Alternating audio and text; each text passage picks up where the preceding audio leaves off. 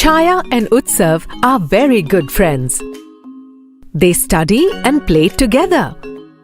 Chaya has a keen interest in science, and Utsav is always curious about learning new things. Once both of them were studying together in Chaya's room, but Utsav was not being able to concentrate much in studies that day. Suddenly, Utsav notices something on the mirror of the dressing table.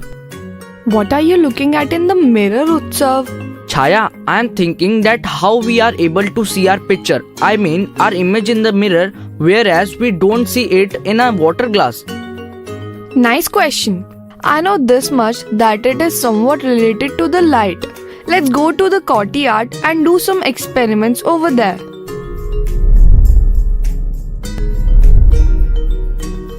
Utsav, can you feel that we can see more clearly outside the house? I agree. The sunlight is much brighter than the light of the room's bulb. Absolutely correct.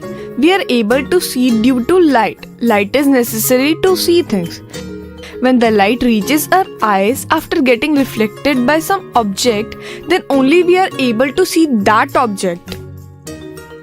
Chaya, I did not get that. Light reaches to us after getting reflected back, but light rays go straight through the water and we are able to see inside it too.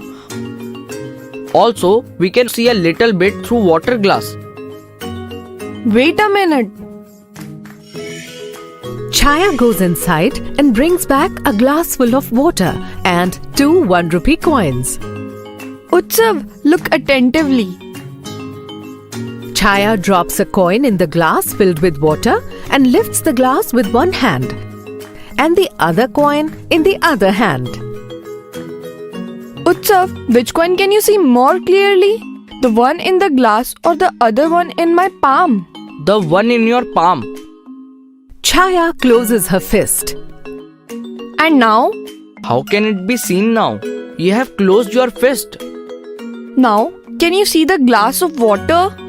What are you talking about? How can I see it when you have covered the glass by your hand? Utsav, some things are transparent while some are not transparent. The things through which light can pass completely are known as transparent. For example, water, clear glass, and many things made from plastics like water bottles. We can see through these things. We can see an object when light passes through it and reaches us after getting reflected back from it. Let's come to things through which light cannot pass, are known as opaque objects. Light either bounces into another direction after hitting the objects or goes back. Chaya, I can understand a little bit now. Please explain it a bit further. Alright, look at those trees. Can you see their shadow? Shadow, that's you. But yes, I can see the shadow of the trees. Yes, the meaning of my name is shadow. Shadow of an object. Utsav, if you see attentively, you can see that the shadow of the glass of water is so light and we are almost unable to see the shadow of water. Whereas, the shadow of a ball is so dark. Shadow is formed when an opaque object comes in between the path of light. Like you can see shadows at the places where trees are coming in the path of the light, we can't see through such objects. Chaya, there are some things that I still can't understand. Like normal glass is transparent, but then how we are able to see our image in a mirror glass? Utsav, this question is a bit tough. How shall I explain it to you? Alright, let's take help from our science book. Chaya brings back her science book and opens it to read. Yes, I had forgotten this thing. Utsav, there are some objects other than transparent and opaque which are known as translucent objects. These are objects through which light can pass partially, like butter paper and frosted glass, etc. Okay, understood. But I still did not get the answer to my question. I am telling you, have some patience and stand in front of the mirror. Now look first. The light from the bulb hits you, then reflects back to the mirror, and then gets reflected back once again on hitting the polished surface behind the mirror and finally reaches our eyes, and hence we can see ourselves. In the very similar way, we are able to see the image of every object placed in front of the mirror.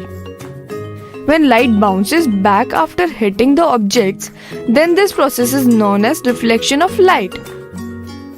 For understanding this, it was necessary for us to know about transparency and opaqueness of objects. Every object reflects light in different magnitudes. Transparent objects reflect the least amount of light, and opaque shiny objects reflect the most amount of the light. Translucent objects fall in between these two. These objects reflect almost all the light falling on it, so that we could see our image in it. Okay, got it. It means that the light passes through the glass but reflects from the shiny smooth surface behind it.